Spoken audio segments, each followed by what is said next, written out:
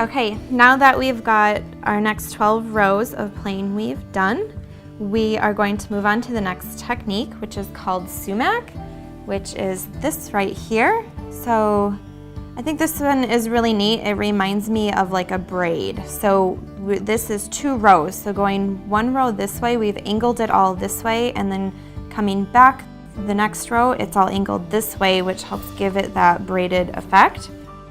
To get going on this one, I like to use the little yarn needle, and we want to do 2 yarns thick, which just helps give it a little bit more depth. And this one I kind of just measure out my yarn. I say about 3 wingspans should be good.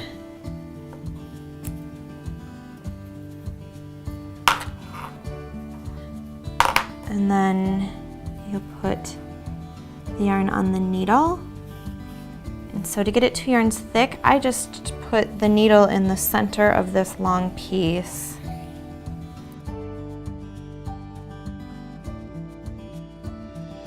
We're going to be using 2 yarns.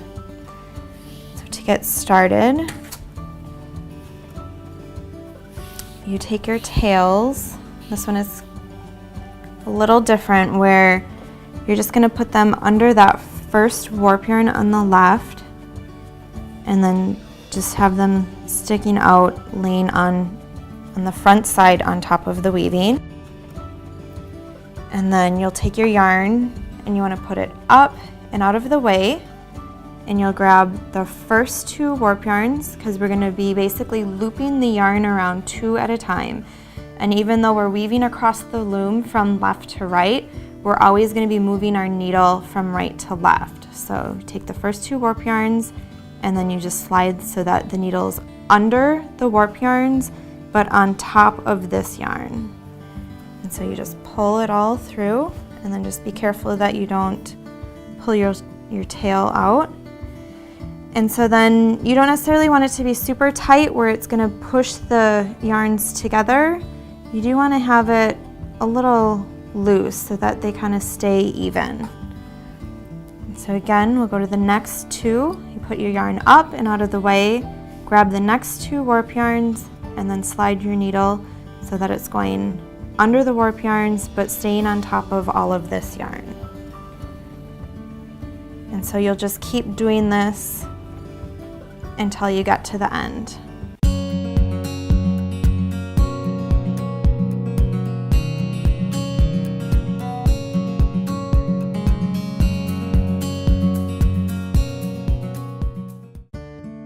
Okay, so now that we've gotten all the way to the end, we need to turn around and head back. And so now we're just going to do it the opposite way. You're still putting your yarn up, but you take those 2 yarns. Even though we're going from right to left, we're moving our needle from left to right. So under those first 2 yarns, but make sure you're staying on top of this yarn. And then the first one always looks kind of funky, but you just keep going. Also, when you begin this one, this is one where it's kind of hard to see right away if you're doing it correctly. I typically say by the 3rd stitch, the 3rd loop that you do, is when you start to see how it's building on top of each other in the correct way.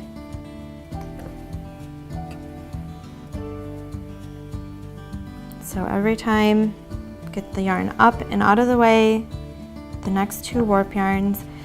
And you can always do variations of this. Like if you wanted to have these be really long, you could go over 3 warp yarns at a time, or 4 warp yarns, or if you want it to be thicker and you're using this yarn 4 yarns thick and then going over 4 yarns, it can change the look of it, making it bigger.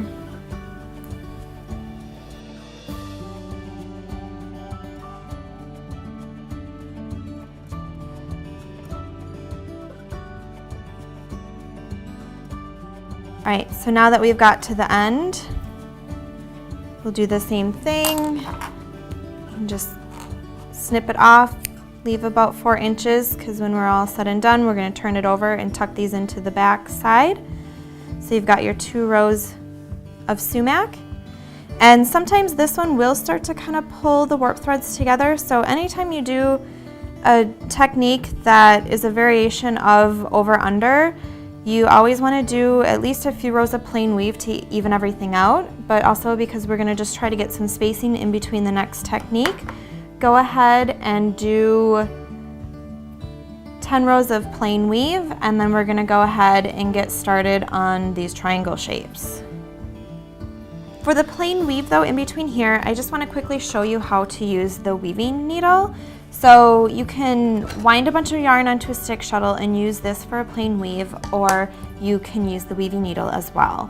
And all you do is just tie some yarn onto the end, and you'll kind of get an idea of why the stick shuttle can be helpful when you're using a longer length of yarn.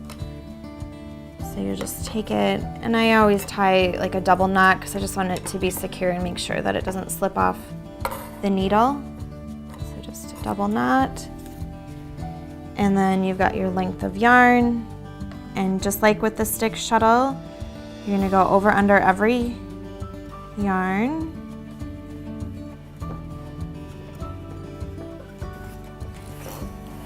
And just pull it through. So now with this one, you're having to pull this through, whereas before it was all attached onto the tool. But the length of this weaving needle is nice and it still helps. So I usually will use either or depending on if I'm doing a long area of plain weave, it's nice to use the stick shuttle, but if I'm just doing a short area, I also like the weaving needle.